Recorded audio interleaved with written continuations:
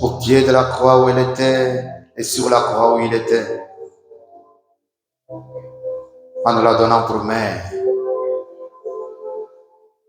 Merci pour mon mari. Merci pour tout ce qu'elle cesse de faire sur la terre pour nous amener à Jésus, ton Fils bien-aimé. Merci pour sa présence de mère et de reine.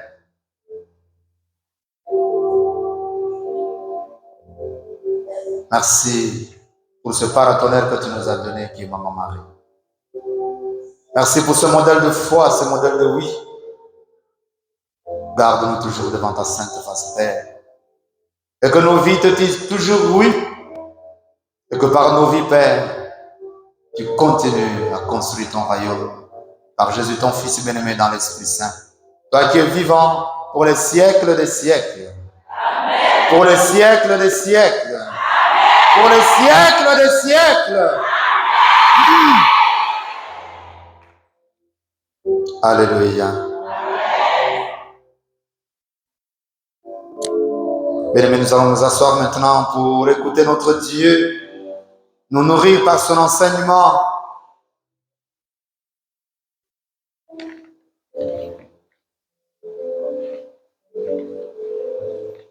Le Seigneur nous invite au combat spirituel.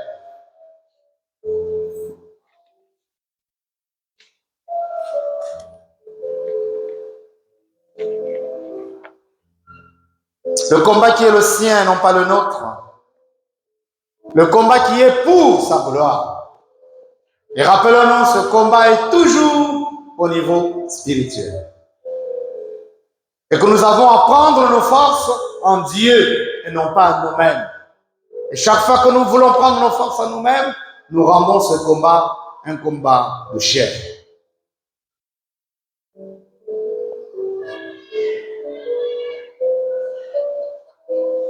Le Seigneur nous a dit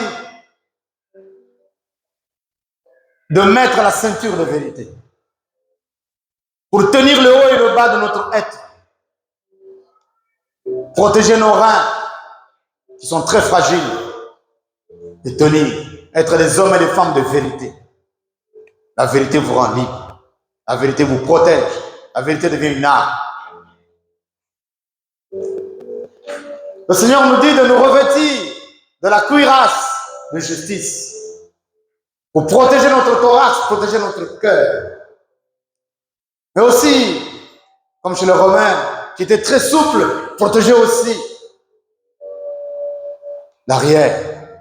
Parce que si l'ennemi vient par mégarde derrière nous, il peut vouloir enfoncer son épée. Et une fois que nous avons la cuirasse, et la cuirasse de justice, nous sommes protégés.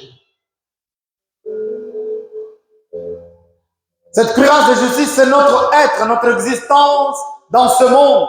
Parce que Satan peut nous réclamer. Alors que notre vie soit une vie d'aumône. Que notre vie soit une vie de prière. Que notre vie soit une vie de jeûne. Là, nous sommes en train de construire et de nous battre pour la justice. Alors une fois que nous sommes en train de nous vêtir, il faut bouger. Le combat, ce n'est pas assis, le combat c'est debout. Voilà pourquoi le Seigneur nous met debout. Il nous dit, hé, au combat. Ah, je suis faible. Non, non, ne dis pas que tu es faible parce que ce n'est pas ton combat. Je suis enfant. Ne dis pas que tu es enfant parce que c'est moi qui t'invite, qui te dit de te disposer dans mon combat. Alors, chausse-toi. Prends les chaussures de zèle. Le zèle pour annoncer la bonne nouvelle.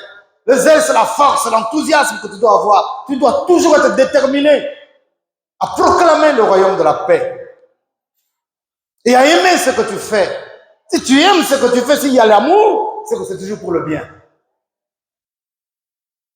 Alors, chausse-toi et avance. Parce que le terrain sur lequel tu combats, lui aussi a un enjeu majeur. Il faut le connaître. Il y a beaucoup d'épines, parce que sinon tu vas crier tout le temps. Aïe, aïe, aïe. Le temps de crier, aïe, l'ennemi tire. Alors tu avances donc avec les chaussures. Et en ayant pris les chaussures donc du zèle à évangéliser, Alors, protège-toi par le bouclier de la foi. Ce bouclier-là, c'est pas pour dire aux gens, vous voyez, je suis baptisé, moi je crois en Dieu. Non, non, non, c'est le nom de Jésus que tu portes désormais. Ce Jésus mort et ressuscité. Ce Jésus victorieux que tu portes désormais. Chaque fois qu'on te dit, toi, tu dis, moi, c'est Jésus. Il ne faut pas être comme l'autre, dit Jésus, je le connais, mais toi, je ne te connais pas. Alors comme je ne te connais pas, je te frappe. Dis non, je connais Jésus, Jésus me connaît. Je connais mes brebis et mes brebis me connaissent. La vie de Christ, hein, je fais partie du pâturage de Jésus. Alléluia. Alors bien aimés, aujourd'hui, nous avons les deux autres. Nous sommes donc là déjà presque équipés. Notre équipement est quasi au complet. Nous devons maintenant nous protéger. Protéger une autre partie sensible.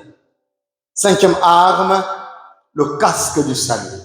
La parole de Dieu dans Ephésiens 6, chapitre 17 dit, enfin, recevez le casque du salut. Rappelons-nous quand il ressuscite, il vient les trouver, les murs fermés, il souffle sur eux, il dit, recevez l'Esprit Saint. La paix du Christ, hein? Recevez.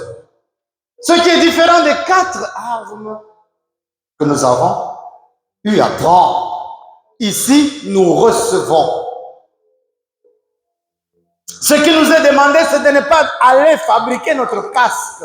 Non, bien-aimé, c'est de recevoir. Et tout se trouve dans ce mot ou ce verbe, recevez, qui se trouve au début de ce verset 17 du chapitre 6 de la lettre de Saint Paul apôtre aux Éphésiens. Recevez. Enfin, recevez le casque du salut. Ce casque est fourni par celui qui nous appelle au combat. Celui qui dit enfin recevez, c'est celui-là même qui fournit, il te donne ce casque. Celui sous la bannière de qui nous nous sommes désormais rangés. Positionnez-vous pour mon combat. C'est le combat de Jésus. Ah, toi, tu fais quoi là? Hein? C'est pas moi. Et c'est ça qu'il faut savoir dire au Seigneur dans nos prières. Seigneur, c'est toi qui m'as créé. Seigneur, c'est toi qui m'as mis là. C'est toi qui as voulu que je sois responsable ici, Seigneur. Alors, donne-moi l'Esprit Saint. Donne-moi la femme. Si j'échoue, c'est toi qui échoue. La paix du Christ. Hein? Et tu restes là-dedans. Tu ne bouges pas. C'est pas moi, c'est le Christ. Et tu verras la gloire de Dieu. Recevez le casque du Seigneur. Frères et sœurs, rappelons-nous que dans le combat, la victoire tient beaucoup, je viens de le dire, tient beaucoup au terrain sur lequel nous livrons bataille. La victoire tient beaucoup au terrain. Voilà pourquoi il faut bien cerner l'ennemi. Il faut bien identifier l'ennemi. Une fois que tu l'identifies, tu dois savoir où il vit. Voilà pourquoi le Seigneur nous dit, faites attention, Satan est comme un lion qui rugit et qui rôde autour de vous, attendant ce moment. C'est-à-dire, il vérifie qui vous fréquentez, qui avec qui vous faites quoi. Il est là, il tourne, il cherche. Dès qu'il trouve, il passe. La paix du Christ. Hein? Ah, c'est ma copine. Ah, c'est mon frère. Elle dit non, non. Satan peut passer par n'importe qui. Et quand Dieu te révèle que c'est là à côté de toi, n'oublie pas que Judas a mangé avec Jésus. Alléluia. Or, l'ennemi essaie toujours de nous entraîner sur un chemin, sur un terrain qui lui est favorable, lui. C'est ce qu'il essaie toujours de faire. Nous lirons la semaine prochaine. Même aujourd'hui, on peut y passer rapidement. Les tentations au désert. C'est Satan qui amène Jésus. Il le soulève, il l'amène en haut, il le place là-bas. Regarde, je te donnerai tout ça. Si. Il l'amène sur un autre terrain. Mais Jésus, étant fils de Dieu, Dieu lui-même, connaissant la parole et étant la parole de Dieu, il triomphe par la parole. La paix du Christ. Hein? Et c'est la dernière arme que nous aurons tout à l'heure. Donc Satan, lui, nous amène sur le terrain glissant afin de nous enliser dans les marécages, de nous y plonger, de nous garder. Et ce marécage-là, c'est le doute. Le marécage-là, c'est le découragement. Le marécage, c'est le faux salut. Il vient te faire croire que... attends. C'est le travail là, c'est Dieu qui t'a donné. Mais attends, prends. Mange toi aussi. C'est ma boule. Vis. J'ai le travail. Ah oui, je suis marié maintenant. Vous avez vu? C'est fini. Je reste maintenant. Tu fais quoi dans la vie? Je suis femme au foyer. Tu vas bien manger le foyer.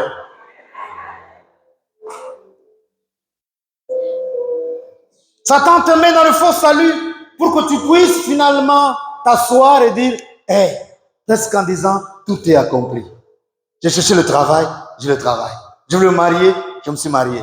Je voulais une voiture, j'ai la voiture. J'ai. Mais qu'est-ce que je veux encore? Et il y a des gens qui disent ça à leurs femmes, ou à leurs maris, ou à leurs enfants. Tu voulais, non? Tu voulais la Paris. Je t'ai envoyé à Paris. Tu voulais les enfants. On a eu les enfants. Tu m'as demandé l'autre jour 5 millions. Je t'ai remis 5 millions. Tu veux quoi d'autre? Moi, je te veux dans la maison. Tu n'es jamais dans la maison. Mais comment? C'est quand je sors là que je trouve l'argent, je vais te remettre. Regarde comment tu es habillé là. Tout le monde te regarde dehors. C'est grâce à ça. Mais ça là, c'est quoi? Parce qu'il peut être en train de ramasser le crayon tous les jours pour toi. Arrêtons donc, bien-aimés, de vouloir nous sauver nous-mêmes. Oui, le salut est personnel. Mais en église, le salut ne dépend pas de toi. Le salut dépend de celui qui te donne le salut. Le salut dépend de Dieu lui-même, la paix du Christ. Hein? Le salut nous a été acquis sur la croix par les mérites de notre Seigneur Jésus-Christ. Et maintenant, il te donne le salut. Faut pas me juger. Faut pas, non, on t'a pas jugé, on a constaté. Dans ta manière de fonctionner et de vivre, il y a beaucoup d'obscurité et de ténèbres. Cela correspond au péché. Bon, mais on ne t'a pas jugé. Parce que le jugement est une sentence finale. Et là, il n'y a que lui-même. Quand il reviendra dans sa gloire, là, il va mettre le brebis à sa droite. Et tout ce qui est cabri là, à sa gauche. C'est-à-dire vous, nous la brebis, c'est à droite. La paix du Christ. Hein? Le salut a été acquis par notre Seigneur Jésus-Christ. Donc arrêtons de vouloir le conquérir par nos propres forces. Tu fabriques la manière de vivre et d'être. Tu dis, je dois nécessairement, il faut que je réussisse, il faut que j'aille là-bas, oui, il faut le faire. Il faut être ambitieux, oui, mais pour la gloire de Dieu. Et non pas pour soi-même. Alors, bien-aimés, nous ne nous battons plus pour obtenir notre salut. Tu ne te bats pas pour aller au ciel. Tu ne te bats pas pour être saint. Tu ne te bats pas non plus pour réussir. Parce qu'en Jésus-Christ, tu as déjà réussi. Mais c'est ta manière d'être avec le Christ que tu vas réussir. La paix du Christ. Hein? Le fait de ne pas nous préoccuper de notre salut nous donne une grande force et une grande liberté d'esprit et de mouvement. Je ne suis pas en train de me préoccuper. Quand nous, on était en finale, on était au bac, on savait qu'on aura le bac. La paix du Christ. Hein? Non, on a préparé depuis la 6e, on est arrivé. On était sûr qu'on a bien étudié, on avait de bons professeurs et puis on a la renommée de notre collège. Nous-mêmes, on n'est pas idiots. Moi, je me rappelle encore, le dernier de notre classe avait 12 de moyenne en terminale. La dernière fois qu'il a écrit, qu'est-ce qu'il a fait? Il a déposé là. Quand on était dans la salle d'études, il a écrit « Génie au repos », donc il s'est endormi. Parce qu'il avait eu 12 à ce trimestre-là. La paix du Christ. Hein? Et parce qu'il y avait l'émulation intellectuelle. Même si vers la fin, on avait tous baissé. Mais il y avait cette émulation. Quand tu dis j'aurai, tu l'auras. Parce que le salut t'est acquis. Le salut est avec toi. La réussite est avec toi. C'est pas là-bas. Et puis toi, tu es ici, tu cours. Non, non, non. C'est en toi, par le Christ Jésus. La paix du Christ. Hein? Et donc, une fois que tu ne te préoccupes plus, tu n'as pas l'argent pour vivre. Tu n'as pas l'argent pour la nourriture. Tu n'as pas l'argent pour le taxi. Tu as prié. Ça bloque. Reste tranquille. Prie encore. Mets la louange. Mais si tu commences, je vais faire comment aujourd'hui? Aïe Seigneur. Aïe maman. Aïe, aïe. C'est là où tu feras n'importe quoi. Parce que dès que quelqu'un va passer là, il te dit, bon, on fait comment? Oui, mais j'ai l'argent, c'est là, mais on fait comment? Tu vas comprendre comment là. Le comment, il faut aller comment là-bas. Bien-aimé, être libéré de l'esprit de peur est indispensable pour aller au combat. Si nous avons la peur au ventre, nous sommes amoindris. Pour beaucoup qui suivent les matchs de foot, vous voyez des petites équipes qui font mal aux grandes équipes. Parce que les grands se mettent dans leur mouvement et disent, oh, Argentine est rentrée comme ça, les Japonais, petits yeux, boum. Quand ils les ont battus, ils se sont réveillés, ils ont dit, on risque de rester. Et ils ont failli rester. La paix de Christ, hein? C'est-à-dire tout simplement que si tu as peur, tu ne pourras pas avancer, tu ne pourras pas réussir. Et donc il faut chasser la peur. Dans la vie, pareil, il faut chasser la peur. Dans ce combat, encore plus. Nous devrions donc avoir une tête de sauvé. C'est-à-dire avoir la tête recouverte de ce casque flamboyant de la victoire du Christ ressuscité, du Christ victorieux de la mort. Voici le casque du salut, c'est-à-dire tu le portes la victoire du Christ. Et donc quand tu marches, tu brilles. Tu n'as pas mangé, mais tu brilles. Tu n'as pas le travail, mais tu brilles. Tu n'es pas marié, mais tu brilles. Tu n'as pas l'argent, mais tu brilles dans le nom de Jésus. Parce que tu portes le casque du salut. Tu es sûr que Dieu qui m'a envoyé sur la terre ne peut pas m'abandonner. Et si je suis là debout aujourd'hui, j'ai 35 ans, j'ai 20 ans, j'ai 50 ans, s'il m'avait abandonné, je ne serais pas là. Donc, je passe un moment de galère, un moment de disette, un moment de vide, ça arrive à tout le monde. Même la voiture, il arrive qu'il n'y a plus de carburant. Et donc, c'est ce moment-là, le carburant viendra. Il va lui-même. Et quand on me dit, comment ça va, je dis, oh, ça ira. Non. Si ça ira, c'est que tu vas courir derrière, ça ira. Et tu vas l'attraper à quel moment? Mais non, ça va, ça va. Les gens voient bien que tu as faim, les lèvres sèches. Tu es là, tu es sur les lèvres, tu dis, ça va, par la grâce de Dieu, la paix de Christ. Et n'oublie jamais d'ajouter, par la grâce de Dieu.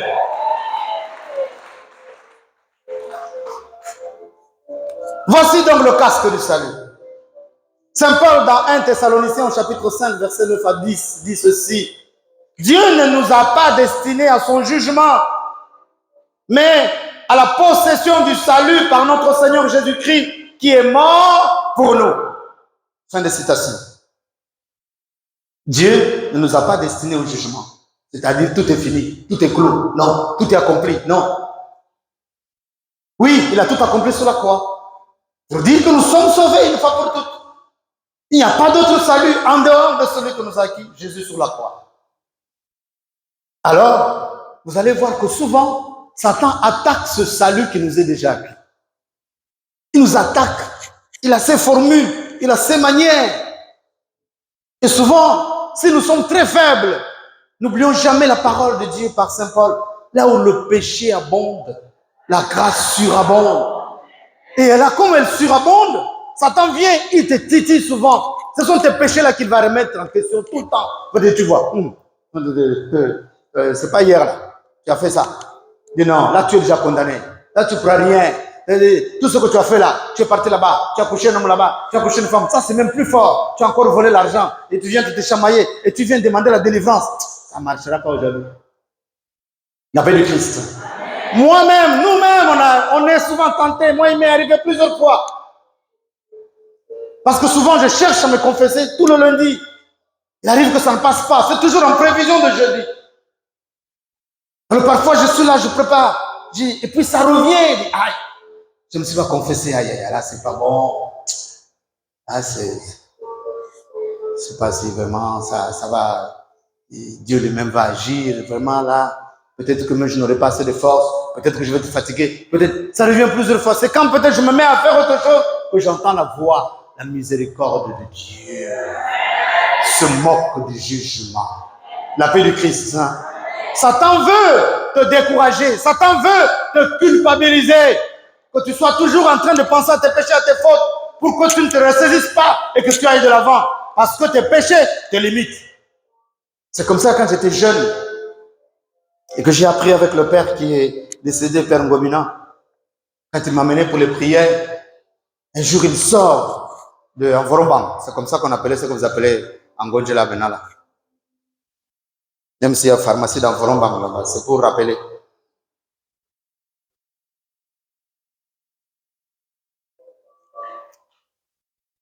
Et nous, on ne savait pas ce qu'il a fait là-bas. Quand il m'appelle, on commence à prier du côté de sa chambre. La petite fille le soulève, le balance au mur. Quand j'ai regardé comme ça le père, j'ai dit, moi je vais sortir par où? Parce que la petite fille était du côté de la porte d'entrée. Je dis, ça y est. Si lui-même, le combattant, il est au mur. C'est un séminariste. La paix de Christ. Hein? Après, quand il a élevé la voix dans le nom de Jésus, le démon qui était dans la fille lui dit, je sais où tu étais hier. Je vais te dire où tu étais hier. Et il a pris autorité. Je ne suis pas dans le passé, je suis dans le présent au nom de Jésus. La paix du Christ. Là, ça m'a donné la force. Et j'ai compris que Satan voulait l'amener dans le péché. Que tu as péché et tu es venu me parler ici. Non. La grâce de Dieu te suffit. La paix du Christ.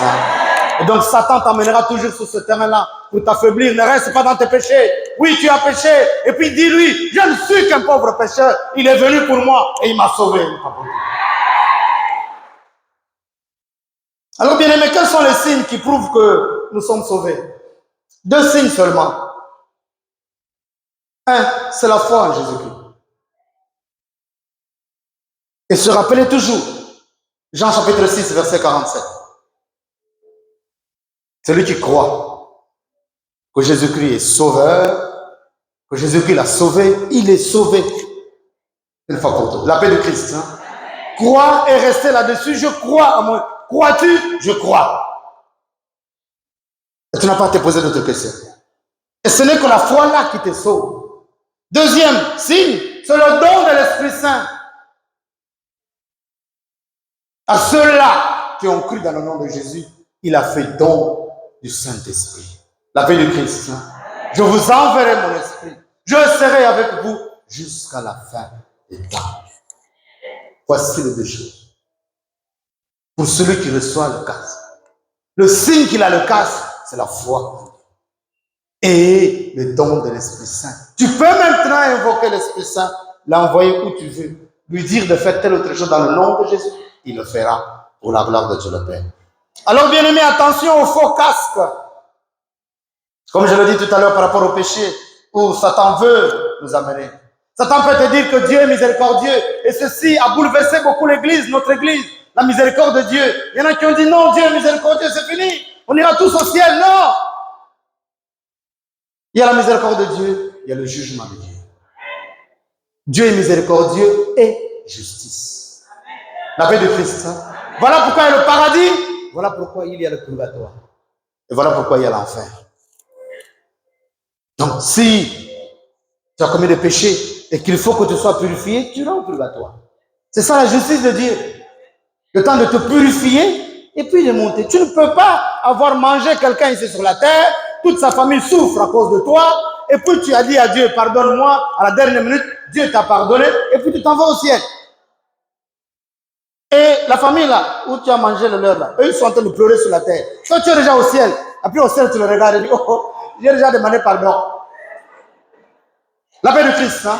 Ça, on amène ça humainement parlant pour que nous essayons de comprendre qu'il y a la justice de Dieu. Et nous le trouvons même dans l'Ancien Testament. David commet le péché. Il fait tuer cet homme. Il prend la femme d'autrui. Dieu a décidé de le frapper. Il demande pardon. Il dit ok. Mais la punition adviendra sur ses enfants. La paix de Christ. Hein? Et la punition est arrivée. Le royaume était divisé.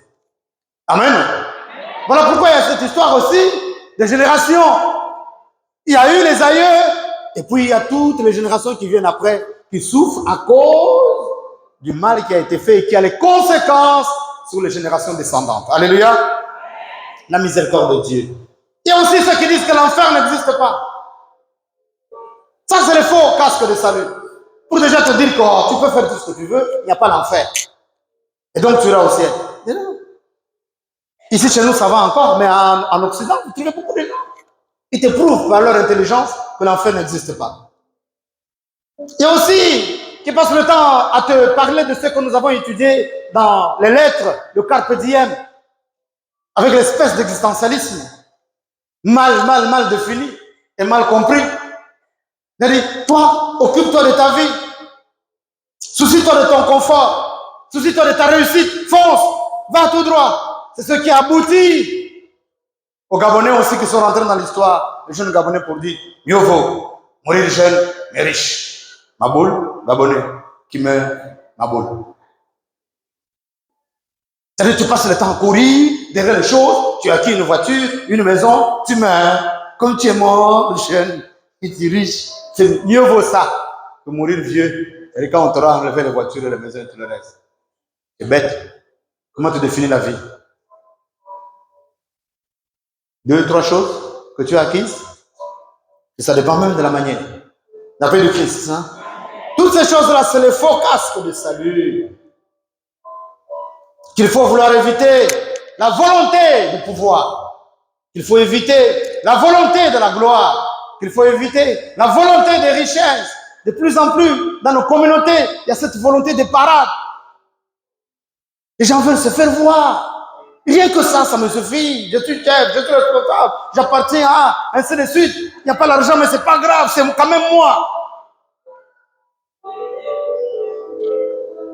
Très important. Ce sont des faux casques de salut parce que ça nous met dans une position où on se suffit. On vit dans une espèce de gloriole. C'est moi, c'est moi, c'est moi. Le casque du salut est posé sur notre tête, bien-aimé. Parce qu'une grande partie du combat se passe au niveau de la tête. Alléluia. Ici, c'est humainement parlant, moralement parlant, intellectuellement parlant. Quand nous sommes spirituels, nous regardons le cœur, qui est le centre, où Dieu intervient et qui doit devenir le trône de notre Seigneur pour chacun et chacune d'entre nous. Parce que Dieu nous parle de cœur à cœur.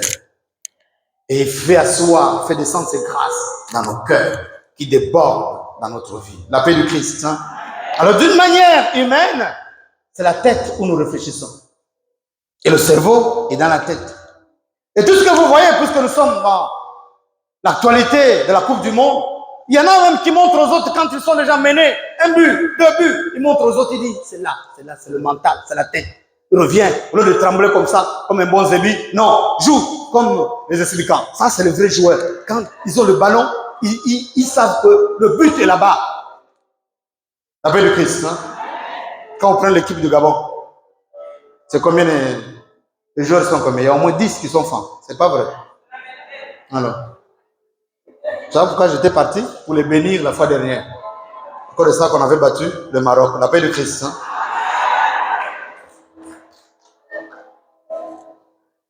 Et donc tout se passe au niveau de la tête. C'est là que se bousculent les pensées, bien-aimées. C'est là que s'agglutinent les doutes.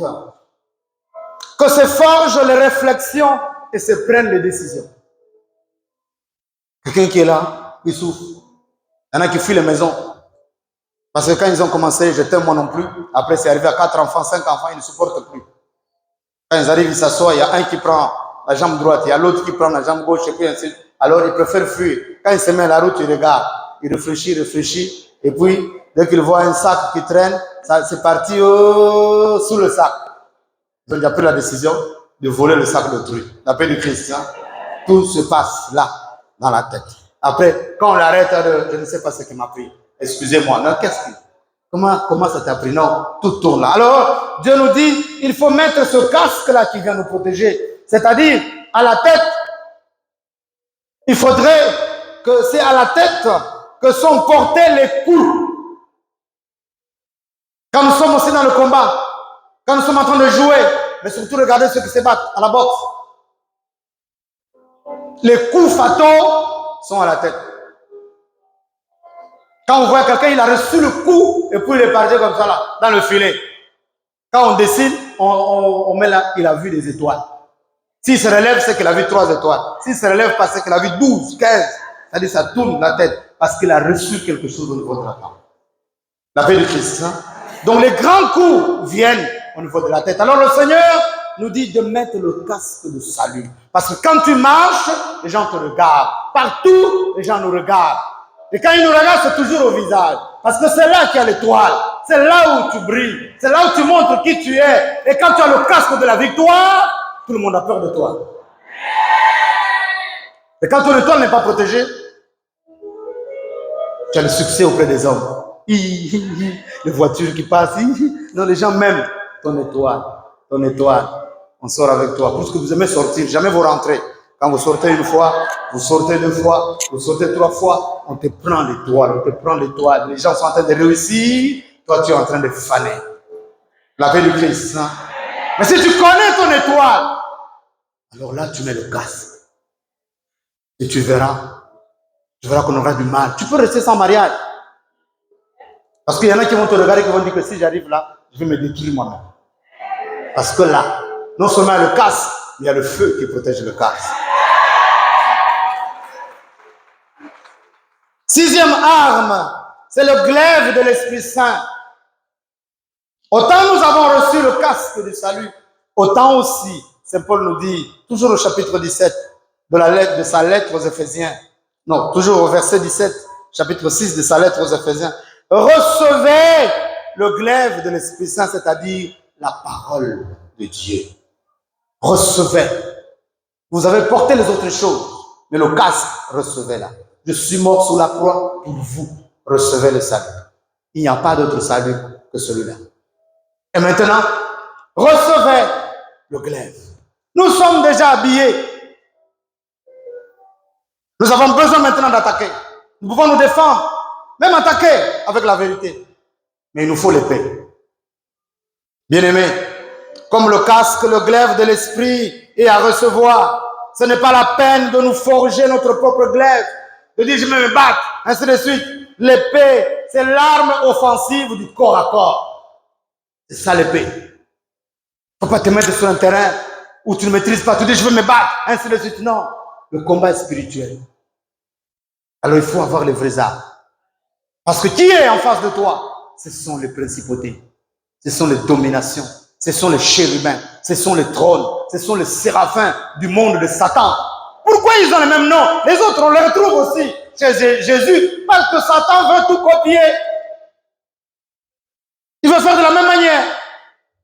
Vous allez dans les temples de la franc-maçonnerie, de la Rose-Croix et tout le reste, vous allez voir presque le même rituel. Et comment se fait-il qu'ils font comme nous? Satan veut toujours copier. On dessine en Israël les étoiles, renversées et autres. Les satanistes aussi prennent les étoiles. Les évêques prenaient les bagues épiscopales parce que c'était des tampons, des sceaux. Et aussi, ils ont pris. À un moment donné, c'était tellement gros que dans l'église, beaucoup de nos évêques ont changé. Les bagues épiscopales sont pratiquement plates maintenant. La paix du Christ. Hein? Parce que c'était devenu, parfois il y a certaines personnes qui regardent, gros ici. C'est quoi? Non? Parce qu'il faut mettre de la confusion. Et quand vous allez dans ces salles-là, c'est presque la même chose. Moi, j'ai étudié tout ce qui est des francs-maçonneries de la Rose-Croix, la paix du Christ. Hein? C'était en séminaire à l'université, j'ai étudié. Donc parfois quand je parle, les gens me regardent. Lui, il connaît. Non, j'ai étudié. Et j'ai lu aussi des livres.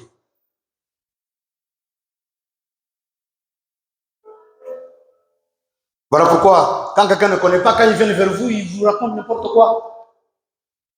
Quand ils viennent, si quelqu'un vient vers moi, il sait que je vais le situer. Ils vont me dire non, c'est son réflexion. J'ai dit ça, c'est à la porte d'entrée. Ils vont me regarder. Je dis ça, c'est à la porte d'entrée. Que tu parles de réflexion. Et quand tu as mis les pieds dedans, tu n'es plus à la porte.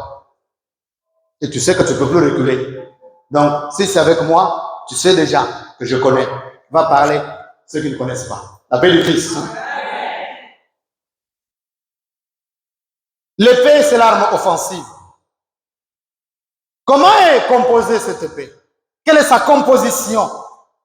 Sa composition fait la qualité de l'épée même. Donc quand nous nous mettons en prière ici, je dis, prends l'épée de Saint-Michel. Il ne faut pas prendre ça à la légère. On te dit, prends l'épée, tu es là. L'épée de Saint-Michel. L'épée de Saint-Michel. Hey! Alléluia! Quand on parle spirituellement, et que vous me mettez de la légèreté, le camp de Satan est dans la joie. Parce qu'eux, ils ne vont pas vous rater. Et quand ils décident de vous avoir, ils vont vous avoir. Mais toi, quand on dit combat, envoie le feu du Saint-Esprit. Satan lui-même prononce le feu du Saint-Esprit. Satan lui-même prononce le nom de Jésus. Mais ça dépend. Il faut bien écouter Satan quand il prononce Jésus. Il ne prononce pas de la même manière que toi. Alléluia. Allons lire Hébreux chapitre 4, verset 12. Qui dit ceci. La parole de Dieu est vivante et efficace. Plus tranchante qu'une épée quelconque. À deux tranchants. Pénétrant. Jusqu'à partager âme et esprit. Jointure et moelle.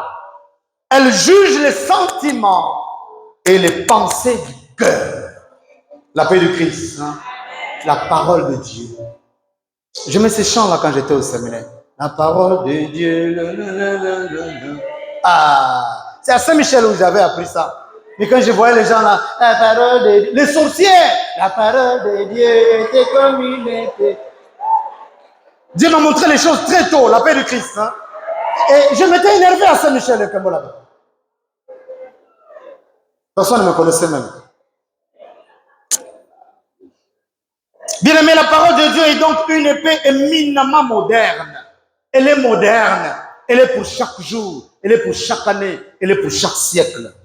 Elle est moderne et c'est une sorte d'épée laser qui pénètre. Vous qui suivez les films bizarres là-bas où les avions, les lasers, les épées qui deviennent longues, ça c'est la parole de Dieu. Quand elle sort, c'est pour atteindre. Si c'est 15 km de longueur, elle sera de 15 km. Parce qu'elle doit atteindre. Et ça nous amène dans cette espèce de guerre des étoiles, la paix du Christ. Hein?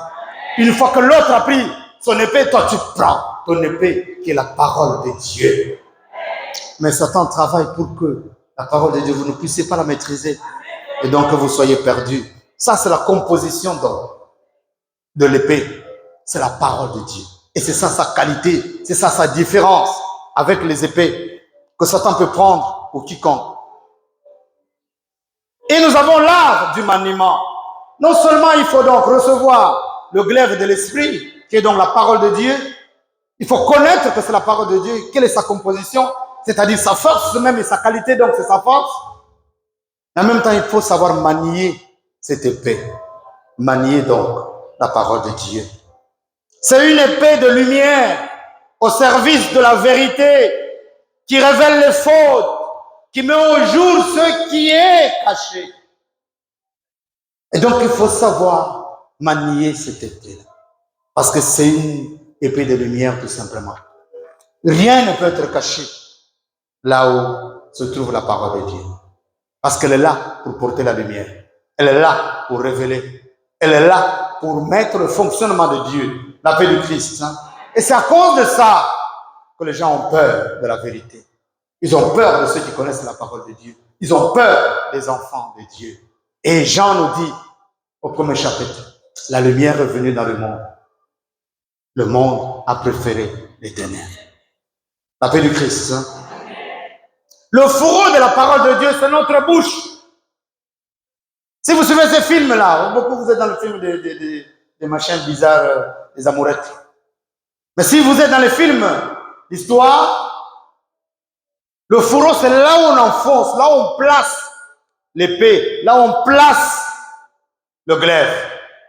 C'est-à-dire quand tu as la ceinture, et puis il y a ici, et les policiers, les gendarmes, ils ont souvent le couteau là, et donc le fourreau, c'est là où on enfonce. Hein? On pose, alors c'est là, à côté. Mais pour nous, non. Le fourreau où on place la parole de Dieu, on place le glaive, qui est la parole de Dieu, c'est notre bouche, c'est-à-dire ça rentre là. Ça doit sortir. C'est-à-dire quand tu sors l'épée, elle sort de ton fourreau qui est ta propre bouche. La paix du Christ. Hein? Voilà pourquoi il ne faut pas avoir n'importe quelle bouche. Il faut d'abord commencer par se laver les dents. Bien-aimés, il nous faut donc extraire la parole de Dieu, l'extraire des Écritures. Les Écritures donc, qui sont la parole de Dieu, l'extraire et la proclamer comme on sort l'épée de son fourreau. Amen. C'est-à-dire ouvrir la parole, ouvrir les Écritures et sortir la parole de Dieu et la proclamer comme on sort l'épée, comme on sort dans l'épée de son fourreau. C'est ce qu'il faut faire. Pas à la manière de certaines églises que nous disons des réveils, qui vont chercher les versets, et puis qui viennent, on te balance un verset, on ne maîtrise pas ni en haut ni en bas. C'est-à-dire le contexte antérieur, le contexte postérieur, on ne le maîtrise pas. Pourquoi Jésus a dit ça? Pourquoi? Non, c'est seulement Dieu a dit, la parole de Dieu dit, verset, dans Jean chapitre 4, boum, dans Ephésiens chapitre 6, boum. Donc c'est devenu comme ça, des balles, boum, boum, boum. Et toi quand tu es perdu, tu dis, oh, l'homme là, c'est un homme de Dieu, il maîtrise. Tu as dit quoi? Viens à mon église, oui, je viendrai demain. Ils viendront nombreux, ils parleront en mon nom. Et combien porte mon nom? Sinon leur propre ventre. La paix de Christ. Hein? Bien-aimé, il faut tirer la parole de Dieu. Il faut l'extraire. L'Apocalypse dit, de la bouche du Fils d'homme sortait une épée aiguë à 2 tranchants. Et son visage était comme le soleil lorsqu'il brille de toute sa force. De la bouche d'homme. Je voulais dire quelque chose, mais j'arrête parce qu'il y a une de mes filles qui m'a dit, bon, il y a certaines choses qu'il ne faut pas dire. La paix de Christ. Hein? Et donc il faut apprendre à manier cette épée. Il faut nous entraîner avec cette épée. Comment faire? En regardant le Christ qui manie la parole de Dieu pour combattre l'adversaire, particulièrement au désert. Les tentations du désert, la paix du Christ. Hein? Je vous demande d'aller lire Matthieu, chapitre 4, versets 1 à 11. Jusqu'à la semaine prochaine. Nous commençons dès demain, jusqu'au jeudi prochain. Lisons Matthieu 4, les 11 premiers versets. Restons dedans et suivons Dieu, pas à pas.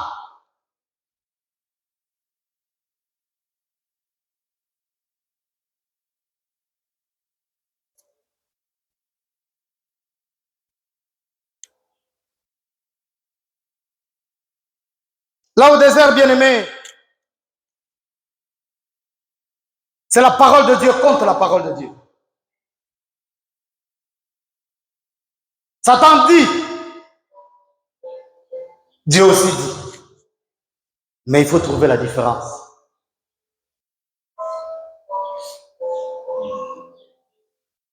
Et nous allons constater en lisant Matthieu chapitre 4, le 11 premier verset, que la lame du Christ, la lame de l'épée du Christ va atteindre l'adversaire jusqu'au cœur.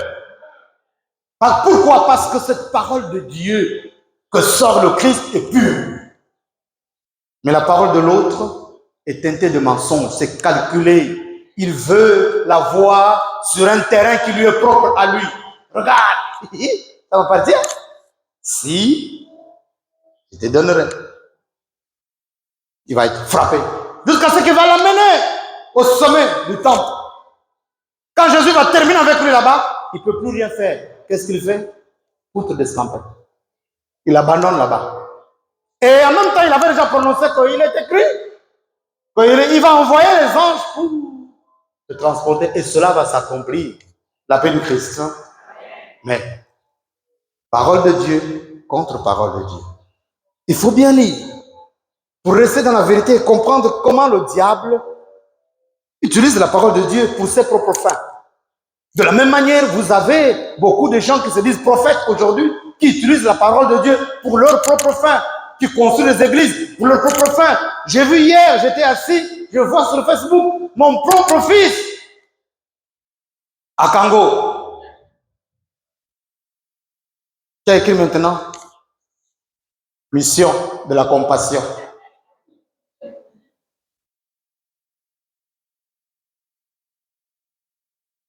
Le français, il ne maîtrise pas bien. Mais là, c'est ce que l'Esprit Saint a déjà engagé. Il est déjà bien mais assis maintenant. Ils nous ont mis une salle. Ils ont mis de tapis ou quoi. Tout. Je vois des petits enfants, drummers, chorales. J'ai rapproché les images pour vérifier tous mes enfants de Kango. L'Esprit Saint est arrivé à quel moment là? C'est après moi aussi. Cet homme-là était très engagé à la paroisse. Qu'est-ce qui est arrivé? La vie. Quand on veut réussir, qui ne risque rien, n'a rien. Donc aussi, si tu vois le mari de qui va prendre, qui ne risque rien, n'a rien. Tu verras, n'a rien là où ça va t'amener. La paix de Christ. Hein? Bien-aimés, essayons de nous entraîner, entraînons-nous au combat, en approfondissant notre connaissance de la parole de Dieu. Dès aujourd'hui, celui qui n'a pas de Bible, qu'il a cherché la Bible. Le plus simple, puisque beaucoup d'entre vous, vous travaillez, c'est le soir. Garde la Bible ouverte. Combien de fois j'ai été saisi par là, ramené vers mon lieu de prière, et puis j'ai regardé comme ça, la Bible était ouverte, et me regardais comme ça. Parce que je n'avais pas lu, parce que j'avais demandé au Seigneur que je lise toujours un verset pour le soir. Puisque j'ai demandé, le Seigneur a compris. La paix de Christ. Hein? Mettons-nous à l'entraînement. Et il n'y a pas longtemps, c'était en France. Je lisais la parole de Dieu à partir du portable. Et ce que j'ai lu sur 2 ou 3 jours, je me suis retrouvé en train de confesser. Et en confessant, quand j'ai terminé la confession, après nous avons discuté avec le prêtre puisqu'on allait à la messe, j'étais dans la joie parce que ces paroles de Dieu que j'ai lues, c'est ce que j'ai fait comprendre à mes frères par rapport à une question qu'on était en train de discuter. À l'église, là-bas, à la rue du Bac. La paix de Christ. Hein? J'étais dans la joie en fait. C'était pas là une joie d'orgueil, mais c'est une joie d'avoir lu la parole de Dieu. Et donc Dieu m'a précédé en me faisant comprendre cette parole pour pouvoir éclairer mes frères prêtres. Il y avait un qui était coréen, l'autre était un peu bizarre là. Et puis il y avait un Nigérian.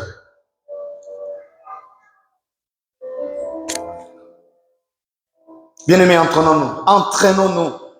Le maniement est tout simplement la mise en pratique de cette parole de Dieu dans nos vies. Heureux plutôt ceux qui écoutent la parole de Dieu et qui les mettent en pratique. Luc chapitre 11. Heureux plutôt. Oui, je vais à l'église. Oui, je m'occupe.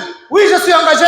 Oui, je fais un don. Oui, je fais ceci. Oui, je suis chrétien. Oui, je suis baptisé. Heureux plutôt ceux qui écoutent la parole de Dieu et qui la mettent en pratique. Voilà pourquoi les prostituées vous précéderont dans le royaume de Dieu. Parce que quand les prostituées écoutent, ils se convertissent. Mais quand vous vous écoutez, vous tuez les enfants de Dieu. Vous venez mettre la chiotte dans l'église et vous faites le vampire. Et pourtant, vous avez déjà écouté. Vous connaissez que ce Dieu-là est un Dieu jaloux, qui ne laisse pas faire les choses. Mais vous croyez que non, il ne fait rien. Il veut venir, il veut déposer. Et puis on va continuer. Vous verrez. Il vous a laissé le temps. Là, nous sommes dans le temps de la purification et de la restauration du temple de Dieu. Alléluia. Mettre en pratique la parole de Dieu. C'est avec cette parole qui est épée à 2 tranchants que nous sommes appelés à lutter contre le mauvais. 2 tranchants parce qu'il y a une partie qui te regarde et une partie qui regarde l'autre. Quand tu lis la parole de Dieu, elle te regarde d'abord toi-même et te touche et te frappe. Et quand tu parles, elle va aussi frapper les autres en commençant par toi-même. Elle est toujours là pour enlever la mauvaise habitude. Pour enlever ce qui faisait la seconde nature. Pour te mettre dans la vraie nature. Voilà pourquoi certains ont dit, toute vérité n'est pas bonne à dire. Parce que on est déjà habitués. On est déjà dedans. Il a fallu que lui là arrive pour que les choses ne marchent pas. On était déjà, on mangeait bien. Il dit non. Mon frère, ma soeur, c'est ton frère. C'est pas une viande à manger. Sors là-bas, va. Sur la route, il y a les porc-épics. Il y a tout ça là, tu peux manger. Laisse ça, c'est quelqu'un, c'est une personne. Qui t'a envoyé ici? Hein? Nous, on est ici depuis longtemps. Là, c'est pour nous. Nous avons nos marmites. Chaque maison a sa marmite. Je dis, il n'y a pas de problème. Ça va te fracasser maintenant. Vous allez manger l'Eucharistie, le corps de Christ. C'est avec cette parole épée à 2 tranchants que nous sommes appelés à lutter contre le mauvais. De ta bouche donc. doit sortir la parole de Dieu. C'est cette épée qui redonne vue à l'aveugle de naissance qui vient vers Jésus, pour que Jésus rencontre. Jean chapitre 9, verset 1 à 41. Dieu va parler, il va lui donner la vue. La vue. C'est cette parole qui révèle à la Samaritaine son passé et lui apporte la paix. Et voici quelqu'un qui reconnaît ma vie, qui connaît tout mon passé, mais va lui apporter la paix. Elle ne va pas aller se balancer dans tous les sens. Non. Jean chapitre 4, verset 7 jusqu'au verset 26. C'est cette parole qui coupe les liens de la maladie du paralytique pour le rendre libre et qui va briser la faute de la mort où se trouvait Lazare pour lui dire Lazare, sors. Quand les autres sont là, ils regardent, Lazare sort. Il a marché? Non. Mais la faute de la mort a été brisée. Enlevez les bancs, donnez-le à manger. C'est cette parole qui a guéri, qui a ressuscité Lazare.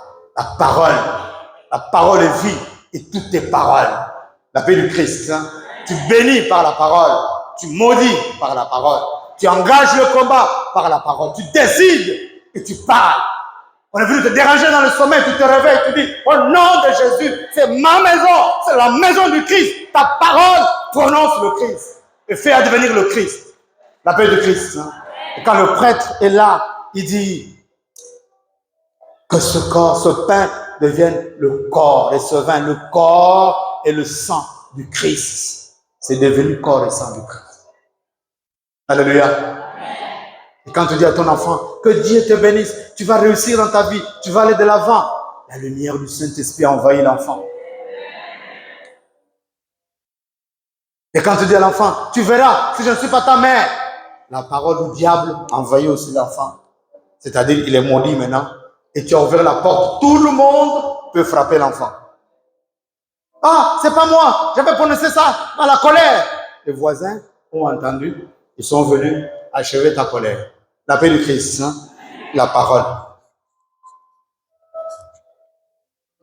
Alors, nous sommes invités à méditer la parole de Dieu de notre Seigneur Jésus-Christ en Matthieu chapitre 10, verset 34. Je ne suis pas venu apporter la paix, mais le feu, apporter l'épée. C'est la parole qui est venue apporter. Lui, la parole vivante du Père. Je vous donne la paix, mais pas à la manière de ce monde. La paix, c'est sa parole qui nous fait sortir des ténèbres, qui nous amène dans la lumière, qui nous apporte la vie. Alors, bien-aimés, sortons la parole de son fourreau pour des véritables fins, pour des nobles fins, pour combattre le vrai et le bon combat. Sortons les vraies paroles. En écoutant bien Ephésiens chapitre 4, verset 29. De notre bouche ne doit sortir aucun mauvais propos, mais plutôt toute bonne parole capable d'édifier. Quand il le faut et partout, capable de faire du bien à ceux qui l'entendent. Sortons de vrais propos de nos bouches. Nous avons beaucoup au milieu de nous et dans nos quartiers, dans nos familles, qui sont des enfants du mensonge, des enfants du diable, qui passent le temps à raconter n'importe quoi. Le Bouloualou, le Congo-Ça, c'est mauvais. Et quand vous voyez l'enfant du Congo-Ça et du Bouloualou, il ne grandit pas. Parce que tout ce qu'il veut, c'est mentir, Congosser, Bouloualouser.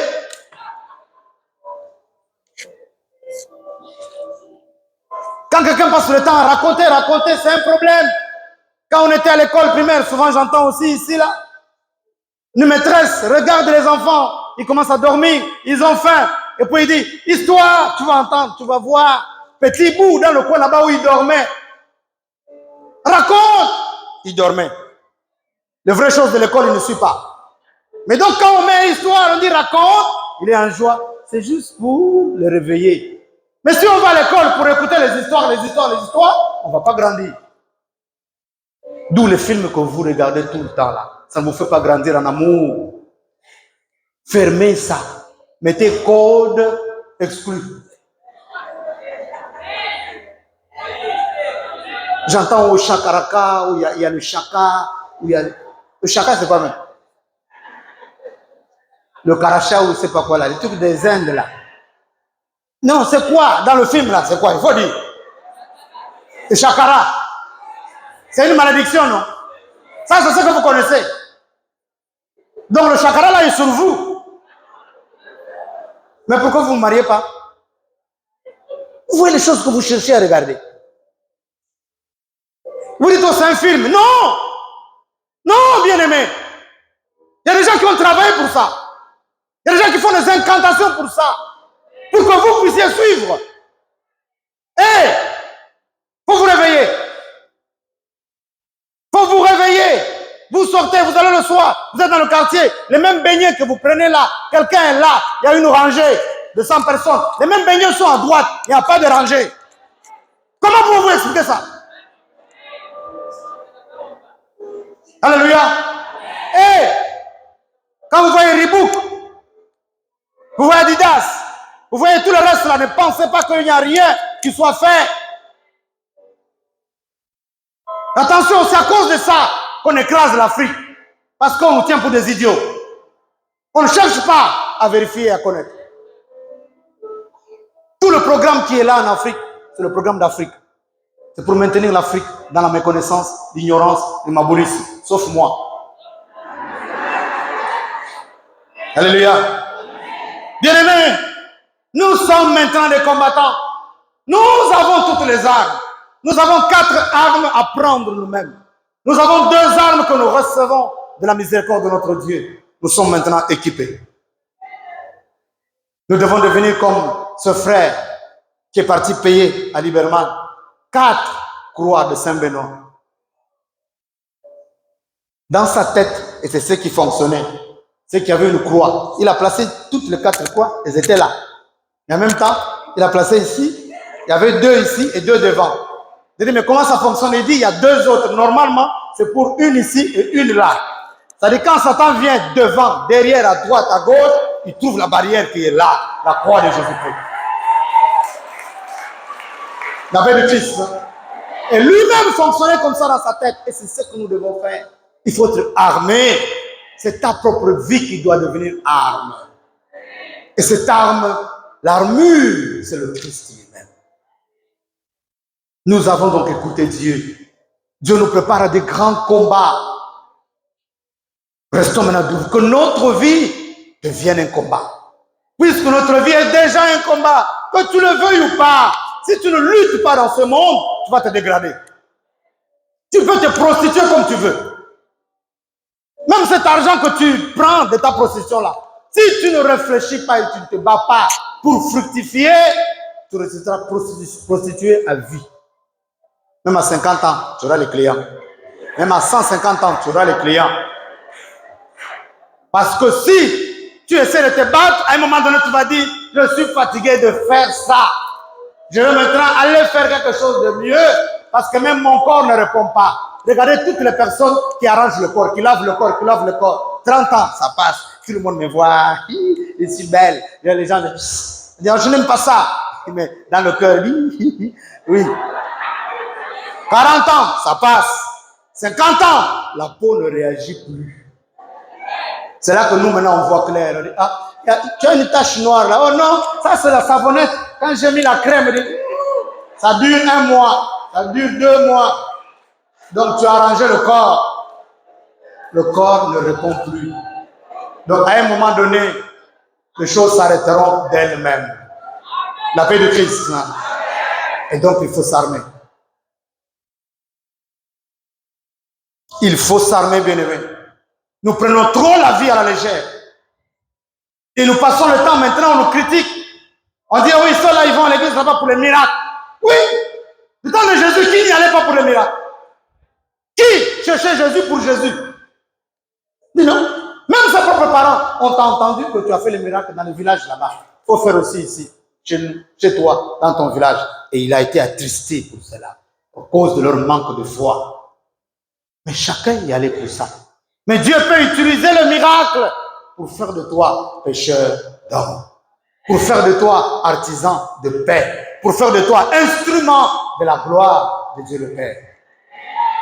Mais en arrivant là pour le miracle, maintenant reste avec Jésus. Apprends qu'il y a le combat, que Dieu ne peut agir dans ta vie que si toi-même tu es disposé. si toi-même tu es en état de grâce, si toi-même tu es conscient, et en étant conscient, c'est que tu es rempli de l'Esprit Saint. Parce que Dieu va te dire, positionne-toi.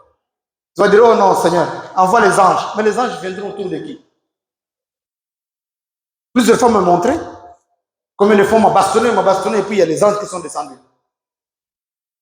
Mais pourquoi? Parce que j'ai crié. Et parce que j'ai dit, Seigneur, ça suffit. Comme ça donne le temps, il n'y a que des attaques, il n'y a que des combats. Cette nuit, je me suis réveillé et j'ai dit, ça suffit. Parce que dans le rêve là, il y avait quelqu'un. Comme je connais que c'est une autorité, j'ai commencé à fuir dans le rêve. Et puis après, quand je me réveille, je dis, Seigneur, c'est pas à moi de fuir. Non, non. J'ai mis ma main sur la croix. Je dis, remplis-moi maintenant. Et j'ai parlé, j'ai dit, reviens encore. On se connaît, tu me connais. La personne est dans l'église. La paix de Christ. Non, il faut s'armer. Il faut être conscient et consciencieux. Et retrouver la dignité d'enfant de Dieu. Dans le combat, on peut te frapper. Dans le combat, tu peux encaisser, tu encaisseras. Parce que si tu n'encaisses pas, c'est que tu dépasses Jésus qui est mort sur la croix. Mais c'est la fin qui compte. Alléluia. Et avant la fin, là, il y a les moments de grâce. Amen. Ceci est très important pour que ta confiance soit totale dans le Seigneur. N'oublie jamais qu'il a dit, je suis avec vous jusqu'à la fin des temps. N'oublie jamais qu'il a dit, Pierre, tu es pierre, et sur cette pierre, je bâtirai mon église. Et les forces du mal ne prévaudront jamais sur elle. Dieu a permis que Satan rentre jusqu'ici. Mais Dieu ne permettra jamais que son église sombre à cause de Satan. Même s'il reste 4 en train de prier ici, même s'il reste 5 personnes dans le Gabon, Dieu va sauver le Gabon au nom de son Fils Jésus. Bien-aimés, mettons-nous debout et acclamons notre Dieu, acclamons-le.